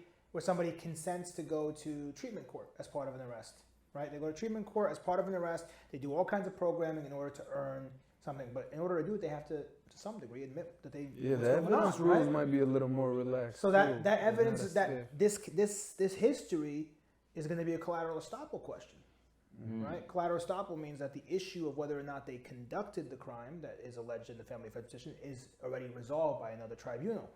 Yeah, by So what is admission it? So court. if he stands in court and says that didn't happen, what are you going to do? You're going to go back to the district attorney's office and say he's lying on our oath. So even like Which even- one's worse? Even like a finding at a disorderly conduct that's related to, like, let's say domestic violence assault, that could still, that finding of that, the fact that he pled down to a disorderly conduct under these Disorderly facts is conduct is still. family That's one of the offense. biggest things you'd say. Disorderly So conduct really, is a family and offense. ACD is If you really commit the disorderly only- conduct is the against your only- wife, or it's a how does- family offense. What about ACD? Commit petty larceny against your could- wife, it's a family offense. Still mention that probably. Disorderly You conduct. know. Disorderly. God damn. I'm tired of life. I thought I disorderly. like I thought it. disorderly. Those was goals bad. I don't even have an inside voice. Like, Go look at your criminal court order of protection and look at the refrain from language, and you'll see disorderly conduct is on there. Oh, it's wow. pre-checked. It's pre-checked. When you get arrested, that's already. I remember one time. I'm serious. I'm serious. No matter It what is a- you got it's a arrested catch-all. for. Look, it sounds funny, but literally, it's checked off. You don't even This say is anything. This is a Gene Plus story. I remember one time Gene was in where was it? Oxford. Right? Gene was in Oxford. You remember when the fictional character Gene was in Oxford? Hypothetically, he remembers. Hypothetically, allegedly, he remembers. Allegedly, he remembers. Yes, that's part of the narrative. We're gonna do so many of these, they won't know which way is left or right. I do remember when Gene went in Oxford, right? And I think this fits in here somehow. Don't worry, I'm gonna get there. So Gene and his wife, his girlfriend at the time, were having a debate about. Gene was drunk, and they were having a debate about whether Gene's girlfriend's priest that she grew up with was repugnant by just being a priest, right? It's a little bit weird to be a priest. Like, Big swing, man. It's a big swing. like basically It's saying, about a like, celibacy? Gene gets wild. like, hey, like, you know, this is like, you know what I mean? Like, this is when that pedophile shit was happening, like, was in the news. You mean always? Right, Sorry. always, right, Yeah. and Gene's standing on principle, going like, yo, like, fuck him. It's fuck, sus. fuck- It's sus. It's a little sus. questionable. Fuck At him. least the sus. Fuck where he came from. He supports, like, whatever, like, and that's the argument, right? But you know, when people get drunk, Gene's girlfriend There's is bad apples, crying bro. There's bad from the verbal ass whooping she's getting. Because at the end of the day, these are questions that deserve to have a conversation about. Pastor Bayer, right, in this bar, Captain Save-A-Hole, as we would define him where I come from, comes to Gene and his girlfriend and goes, "Hey, like, Are you okay?" Like, no, like aggressive. Like, it's okay would have been, "Hey, is everything Oh, that's fine?" how you get knocked the fuck It out. was like FYI. don't talk to her like that. That's how you Don't get your- that gets how you don't get your like, jaw like rocked. aggressive. And then Gene had to, because Gene, being the feminist that he is, Yeah. was like, how dare you assume this intellectual ass whooping is in any way abusive? Out of line. Like, she deserves this ass whooping. And if she wants to cry about this weird ass priest she likes, that's her problem. But Gene is in no way abusing Gene's girlfriend. I'm gonna cry. This is so funny. And you're offensive to even imply that. And then Gene's girlfriend had to go there. Yes, sir, we're having just a a riveting conversation. Yeah, mind your goddamn business. And then like he's confused. And then So Gene's girlfriend said fuck off with this hypothetical? yes, of course. Go ahead. Yes. Go for ride or die. Yeah, write it down. Ride or die. As That's you what I already like. know. And I guess what I'm trying to say, would family court have thought the same? If Gene's girlfriend went to family court and filed a petition saying that she I know. I guess a better question is, can a third party file a family Oh, court that's petition? very interesting. No, Can't. not even the mother or the father. Doesn't work of like the- that. No. Really? Family court is not criminal court. Ah. Right? 'Cause remember, criminal court, the people of the state of New York are the plaintiffs, right? They're the ones bringing the case. Yeah, so Family witnesses court, can do- the victim has the petitioner has to be the person who has the cause of action. You have to have standing, like in every other kind of law. You have to have standing. You can bring something on behalf of your minor children, but you can't just get But again, involved as with a family like that. parent, right? As a parent, speaking on behalf of a child, you're advocating for a child, but at some point in time, the child has to be interviewed by someone, and there has to be some sort of corroboration of what you're saying. You can't just make it up indefinitely. And then bring it back to the story, I get, could someone, I guess, like relationships are complicated, right? Like, are judges not looking out for like the mischaracterization of something that was totally normal? You know what I'm trying to say? Because you kind of like we had a lively discussion about something that was emotional to this person, so she started crying. It was emotional to the point that other people thought it was more than what it was. You have to understand there's a lot of politics in the courtroom, man. So like you gotta feel what the temperature is out there. But I don't get that feeling at all that judges are like saying, wait, but this respondent could have had a reason, or he just like raised his voice once. He wasn't like threatening anything. I don't see that, bro. But it's also not the standard, right? The judge has a petition in front of them. Yep. Petition is brought usually by the person who's claiming that they've been harmed. All the judge has to determine is there preponderance of the evidence showing that there is a family offense and this person has reason to fear for their safety. That's it. The person's going to say that in court. Now, the only way you can win is to prove categorically at a level that's even more than preponderance of the evidence to some degree that this person is lying entirely about it. Maybe they're afraid, but the incident never Down to happened. credibility. That's the So only way. it's that's the about only way- whittling away credibility. But think about it. This is the Credibility. truth of our work too, right? Once you're inside of a courtroom and it's about fact finding, it's about whose credible. facts you believe are He said, she said. Yeah. And that's what it turns into. And a lot of times, the court can't make that decision because 50%, 51%, 50.01 is not that high, right? It's really easy to get there. Why not jury trial? Like, why are these proceedings not subject to jury trials? Like, why? It's supposed to be summary proceedings where like they're most faster, less discovery exchange.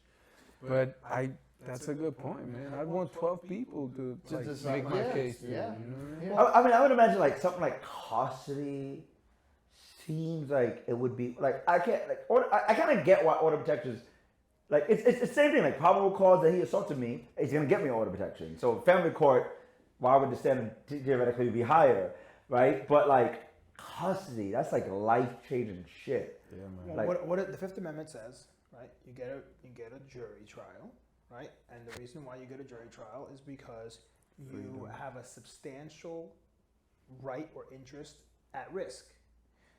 You don't have a substantial right or interest in seeing somebody who doesn't want to see you. But what about children? Well, that's the custody petitions are different, right? Because you're not. It's only if you are. It's a determination of safety based upon the Family Court Act, which essentially what we're saying is, we're not telling you you'll never see your child, and generally you're not really like you're not talking about taking away entire parental rights half the time. And usually, in order for that to happen, you have to show abandonment, you have to show a complete lack. And you're usually not doing it with prejudice. Right? You're usually doing it at best like the child is going to live at this house. It's not you're not the parent. You can't take away somebody's name from a birth certificate. You can't take away someone's paternity. So the reality is, what you're doing is you're really deciding, as a matter of like public safety, as the ones here who are responsible, the ACS, the family court, the AFC, of advocating for a child, we think this child will be better served in this home, most of the time, and in this home on the weekend for a visitation. I wonder, is there a way to use the collateral consequences of this space to enforce a jury trial? And the reason why I say this is recently, within the last couple of years in Manhattan, I don't know if this is in other jurisdictions, but it used to be that anything below an A misdemeanor was not entitled to a jury trial. It had to be benched, and so you would see the Manhattan District Attorney's Office charge the cases with A misdemeanors, and then depending on the strength of their case, they would usually drop the charges down to a B and force a bench trial, because bench trials, 80% of judges are former prosecutors. There is that, we're talking about the implied biases in these systems. And then immigration is actually what kicked, which is a collateral consequence in the criminal justice world, which actually kicked that rule out. And now if you can show a substantial, if a collateral consequence, it can impact something seriously, then you can actually demand a jury trial even for B misdemeanors and violations. I don't know if violations actually, but definitely B misdemeanors. And so I'm wondering if because there are collateral consequences, and I don't know how deep they run. I don't know if there are immigration collateral consequences for certain criminal. Real, man. But there are licenses things. I wonder if there is a way to push that, or maybe not. No, that might have legs, man. A conviction sticks, right? It's there. That's it. It's done. It's over. You can appeal it. Right? You get it expunged. But the consequences don't necessarily. There's no expungement in New York State. Well, sealing. We just call it sealing. Yeah, but sealing doesn't protect you from, say, you want a job as an FBI agent. Well, right. So it doesn't protect you for government security risk jobs and Wall Street. They still, even after it's sealed, they can still look at it? Yeah, because they have Finance enhanced searches. If you have a federal investigation, they'll see it. Okay. Right? Interesting. So this is the thing. Look, a sealing does revert you to the manner you were in New York State. Right. But not federally. So if you have a federal job, a job that's related to any kind of FEC, FTC, anything like that, you're going to have issues. Any job with children, like if you get certain... See? Caregiver, nanny. Like a priest? Yeah. Now you get a pass on that. They don't do background checks. They don't do background checks. That's a plus, actually. That's a plus. But no, my point is, like, I'm not sure you can consider what happens in family court to have the same kind of collateral consequences, because the remedy is you can show a change of circumstances and ask for more custody, right? Remedy is you can go, all right, when you did this last time, you determined that I didn't have a safe enough home. I didn't have enough stability. Yeah, but what about IDV? Like, what about like the because they're so connected? I mean, in IDV, do you get a jury trial if it's or juvenile? In IDV, you get a jury trial for the criminal case, not the family court. Can you break down what about juvenile? Right. What about the juvenile courts? Do you get a jury trial in that? Honestly, I think so. But here's the problem, right? They're still, even though this has been going on now since 2018, they're still trying to promulgate like the proper rules and setups for these trials in the family court. The living law. Realistically, it's treated like an adjudication, not a trial. Right? So it doesn't give you a criminal record. It doesn't have substantial rights. It doesn't give you. So there's a difference. I mean, but what about for immigration purposes in that proceeding? I mean, because there is still a record created that can be used in immigration court, and it's an adjudication, not a trial. So it's not. So that's the problem, right? Like the juvenile part, you definitely get a jury, but the family court, as being treated as a juvenile, it's not the same thing. Because I think what you're talking about is changing the law. Like when you take a perfect plaintiff or whatever and change that law, because the consequences are real. The family court is used as housing court. Yeah. You don't have to evict somebody if you get the OP, they're gone anyway, right? Yeah. No due process, nothing. Immigration, employment, all of these are real consequences. I think if you had the desire and energy to like push a case up like that, I like your chances, man, because there's real pain, real cost. I think you'll find that it's not as easy. Look, No, I don't think. I think You would do the like a chances of 10-year getting battle. There's not a lot of easiness in this world. The legal I believe in you. I see you on the other side. There are work, but like 2034. There are some fights, fights that may be worthy to fight if there is a chance of prevailing, no matter how long or much effort it takes. I mean, none of us got to where we are by taking It's an extremely worthy fight, but the concern is always, and I think the response is always going to be, there is not a permanent effect. You can always seek out additional, and a lot of times, right, think about it, children grow up, right? Child is 10, they go live with mom. Child turns 16, wants to live with dad. Yeah. There's no reason why you can't do an order to show cause and change the custody petition. Or you can't go back in time and take away those 6 years of early development. I mean, there are permanent outcomes from. Or you don't pay your child support, and they find that it's willful, they can put you in for 6 months. You know, That's the craziest shit. That's The real. child support that is is wild. court. That is prison. Child, you want to hear the really wild thing about child support? The thing that'll really blow your mind? They don't have to start right away on the collection. They can let it collect. Oh, yeah. So like you can't afford it and then put you in fucking jail. So here's an example. So you have a child support. What the You know, fuck? you have a child support thing. Your job is being garnished. They have an order. Their order says this. They're following it for years, and then something changes. Child support does an investigation. They do an audit, and they go, "Oh, I see that there was an order ordered 10 days after the last order that we had 5 years ago." Okay. You're owed everything from 5 years ago to this date. Yep, because Fuck that me. order that they did not account for and did not collect for us, Process, yeah. now they're going to collect it all as back payments. So you go from paying $500 a week, right, or $1,000 every 2 weeks, To have a $10,000 bill. $5,000-$6,000 a month. Yeah. Wow. Well, to What? some people that means they can't eat. Yeah, that would be me. That would $5,000, be one of $6,000 those a month. My ancestors could eat. Like, what the fuck? Hey, man. That's a lot of fucking money. And you know what happens when you say, "Hey, this is insane. We had this order. This is what's been happened. This is I've been paying." Yeah. You know who you talk Go to? talk to the court. You can't talk to anybody but the court. Yeah. And here's the problem: the court doesn't necessarily. They can still say, right? They can still say that one order is because of a change of circumstances, and the other order overturns that change. The court can still say, "We're just going with the last one," and you still have to pay. Like you should always have been paying, and it's your fault for not checking in. Oh, they don't notify you about these orders? They claim that they notify you.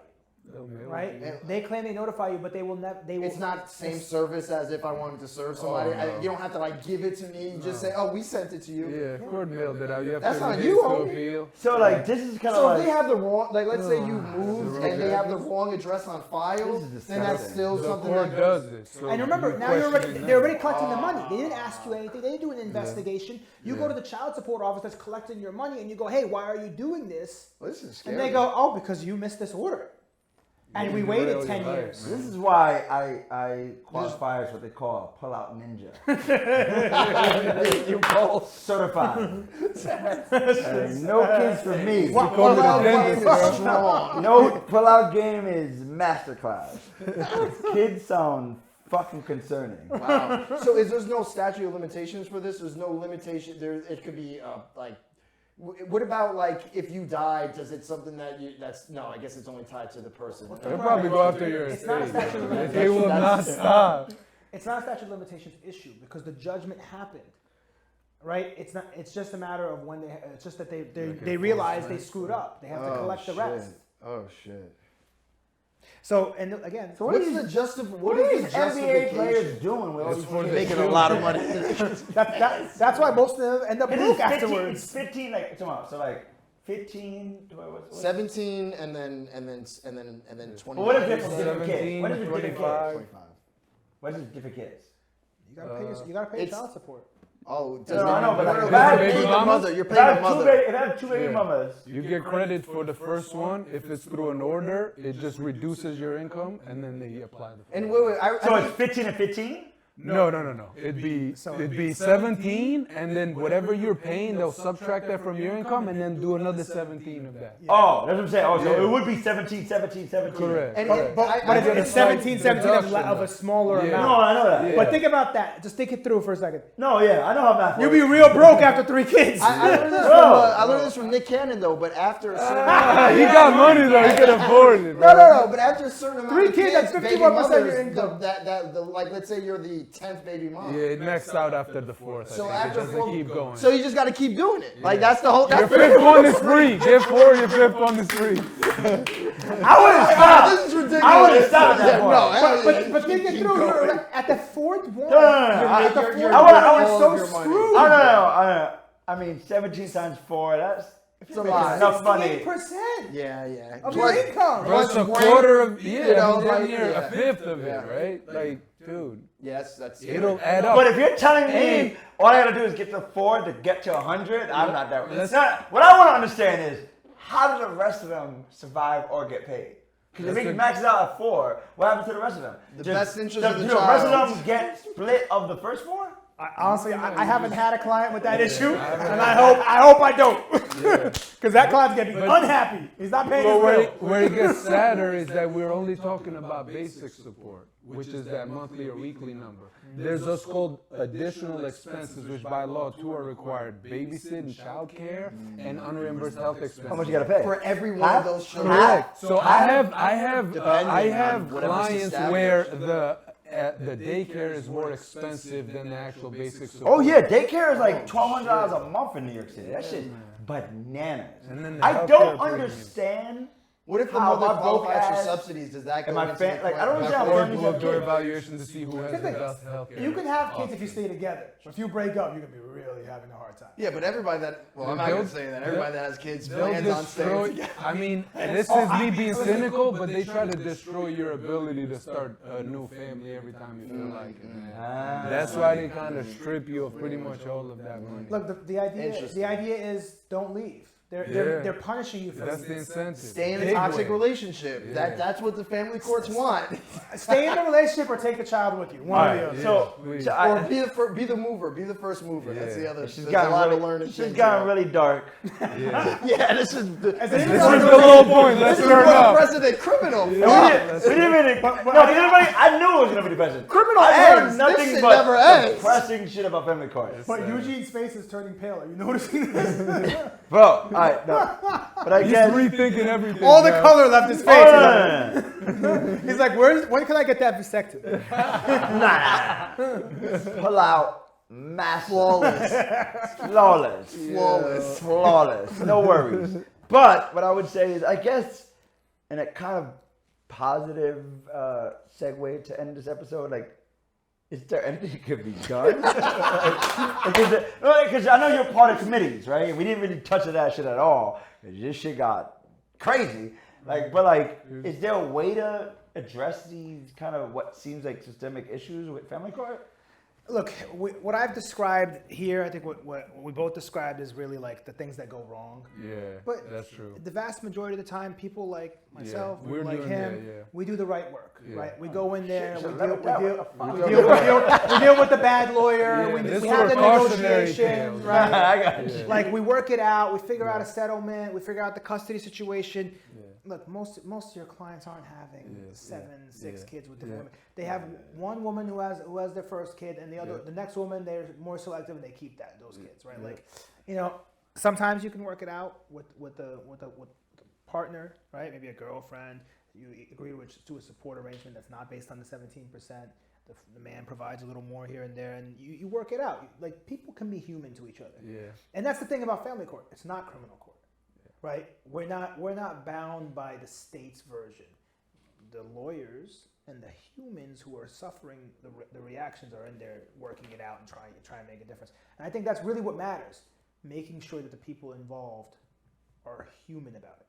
Yeah. Is that easier said than done, or is that something that for the majority, except for certain cases? It's easier because people are at a low moment in their life. Family breakdown is not easy, so it does bring out the worst in a lot of people. Look, I will say that there's a lot of fear and anxiety in victims of abuse, right? And I deal with a lot of them. and whether they're men or women. And so sometimes they are not willing to stand up for themselves, and they're not willing to go for the long fight for their children. That really bothers me personally. I mean, look, I would fight for my kids, right? Yeah. I want my kids, and I think that the desire to have your family without having lost everything is driving. So my belief is when I look at a client, I take their goals and their emotions into account. I have to remember that half the time I'm dealing with people who are really not in control of their feelings. Maybe they're feeling very sensitive. Maybe even a little bit of disagreement overwhelms them, right? Whether they're a man or woman. Sometimes I'm dealing with people who are always on the verge of crying. Yeah. And I have to be really sympathetic and really supportive, and I have to be able to take their emotions, measure them, and then use them constructively with opposing counsel, who oftentimes is representing somebody who is lying to them about what's going on, who's an abuser, who's maybe dangerous, who doesn't want to pay anything for his child, wants the child just to make someone suffer. Right? That happens all the time. Yeah. Absolutely. Woo!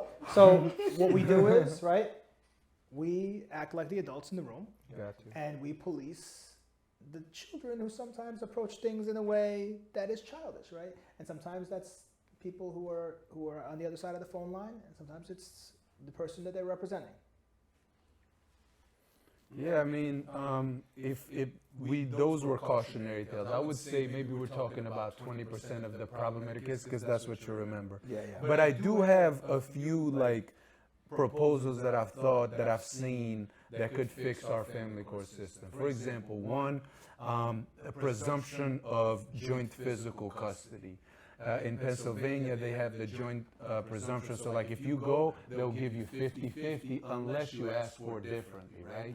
So because what I see in New York, it incentivizes family breakdown because that's when you get paid.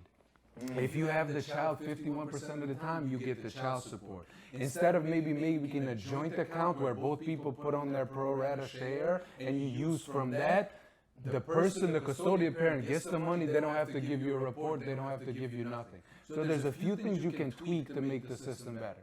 As to the orders of protection, I think they must have an obligation to call the respondent and say, sir, this is what they're saying, even with a phone call or a virtual appearance, whatever it is. What do you have to say? And sometimes they can have exculpatory evidence that is undeniable. So there's a few ways to do it. I think as to alimony and spousal support, which we didn't talk a lot about, is maybe make a requirement that the person actually try to work or try to go to school or something like that. Currently there isn't, which the incentives are just misaligned a lot of times. Now, but there is also a limit to how much alimony they can get, right? Correct. If you're in a relationship for 3 years, you're not going to pay more than 12 months of alimony. Is that considered divorce court? No, this can be done in family court, but a lot of times that's usually part of a divorce proceeding. Yeah. Before we cut off, I'm confused. How can you get spousal support in family court? Everything except divorce you can do with the family. Look, there is definitely an issue if people are still legally married. Okay. We're still legally married. You kicked me out of the house. You kicked me out of the house and you want an order of protection. Okay. I have our child or you have our child. I want to be home. You're suing me for spousal support. You're suing me for child support, but you don't want to pay. You don't want to get a divorce. I think that's part of your defense. She's asking me for support. Instead, we should be married and living our lives. You can try to consolidate a case in a divorce action. A lot of times you can pull it from the family court. I think you definitely lose something in a case if you argue. I don't want to get the divorce, but I want the money. I think that definitely you lose something for that. And I think it's definitely a defense. You can use it, you can argue it, but most of the time, what you're going to find is if somebody's asking for spousal support, they're also doing a divorce action. A lot of times, people ask for spousal support before they start the divorce action because they don't have any money. And they can get that through family court. So, sometimes people will contact you, like lawyers will contact you and be like, "Hey, you represent so and so. We want to know if he'll give us $30,000 so she can sue him for divorce." All right. Divorce court. We're next episode. That could be a good one. I can imagine. The nightmare continues. Head partner of my firm. That's what it is. The nightmare continues. Well. Woo! I thought the bell one was fucking depressing. Thank you guys for watching. Thank you guys for being here. If you like what you saw, like, comment, tell us any suggestions, share. Check out the merch shop, please. Subscribe. Please subscribe. Smash the bell. Yeah. and before we leave, any shout outs before we get out here? Shout out to you, man, for bringing me on. Amazing experience. If you ever have an empty seat and you need somebody to fill me in, let me know. I'd love to come back. Thank you. Can they Please hire you? Find me, please. Find me on Google, Dennis Rose Law Office. I do free consults. Give me a call and we'll talk about your legal situation, see if we can help you. Thank you. Mehdi? And you can find me at smedilaw.com. You can call me at 917-905-2527. Shout out to the guys. Shout out to Attorneys with Swag. And thanks for having me. Yeah, man. Yeah, law office of Albert Escovos. We do family law, divorce proceedings, and we have a budding large criminal defense practice. All those matters, you can reach us out or hit me up personally, 917-572-8599, free consultations. And catch me if you can in arraignments. I don't take calls. We out! Cause the work got us moving with velocity. We beastin' now, it's some monstrosity. We the plug to the source, unshockingly. Wow, what's he really gonna do now? Jolts in your system better stay on the ground. Volts in the circus is a spark to the sound. The energy that entered me are jewels in my crown. Wow, that's how it's always gonna be. You'll never really get it like NRG. Could do without the static and the flattery. Chill for I catch a charge like battery. No style, what? Turn your energy up. No work, what? Turn your energy up. Too wild, turn your energy up. Turn your energy up. Energy up. No style, what? Turn your energy up. No work, what? Turn your energy up. Too wild, turn your energy up. Turn your energy up. Energy up. No style, what? Turn your energy up. No work, what? Turn your energy up. Too wild, turn your energy up. Turn your energy up. Energy up. No style, what? Turn your energy up. No work, what? Turn your energy up. Too wild, turn your energy up. Turn your energy up. Energy up. No weakness, just energy. Just energy.